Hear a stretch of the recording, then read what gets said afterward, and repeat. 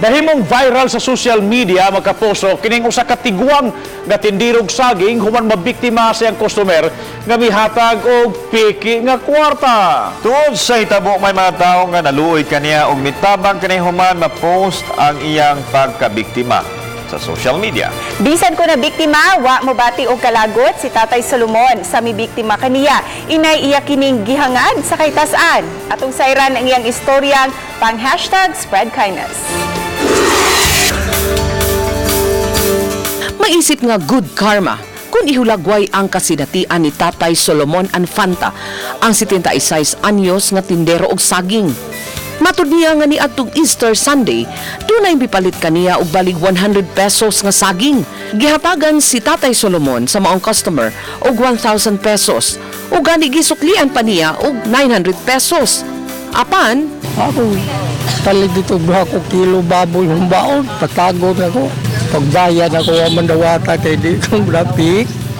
Kaya ako, dingibilin ang baboy. Nakubalikong ko lang na rin. Kaya ang pinalit atong tagiyan ng kwarta ko, dito yung saging, ako ni uli. Balik din ko diri. Wat-wat ko, ay, wala namang hinbalik. Ayan.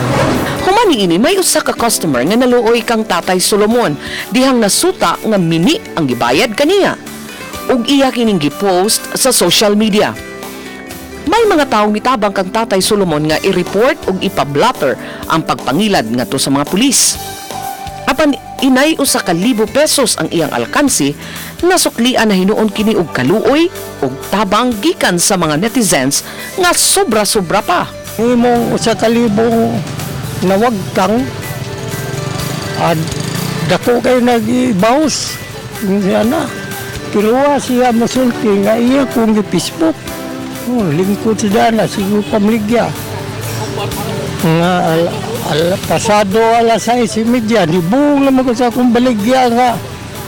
Naimpalit 2 kilo, 2 ka kilo. Muhatag ko kinintos, lakaw dito, way sukli. Matud niya, ginagmay man ang gihatag apan dako na kaayo kini og tabang alang kaniya. Mapasalamaton usab kaayo ang iyang asawa nga uban kaniya nga namaligya.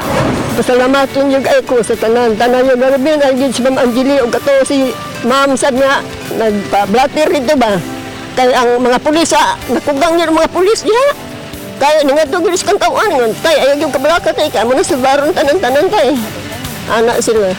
Among nahinabi ang usa sa mga mitunol ug ginabang kang Tatay Solomon. Apan matud niya nga dili kini iyaha lang kay gikan usab kini sa iyang mga higala. So katong na ilad siya wa siya mapukuan ba kay nanama siya nintabang niya nagpa-check up siya mo to naglisod og kuha nagdakop ni tatay mo to katulo ko balik diri mo to nangayon og number sa iyang mga silingan. Bisan ko nailad na siya apan wa magtanom og kalagot si Tatay Solomon sa mihimo niini ngadto kaniya.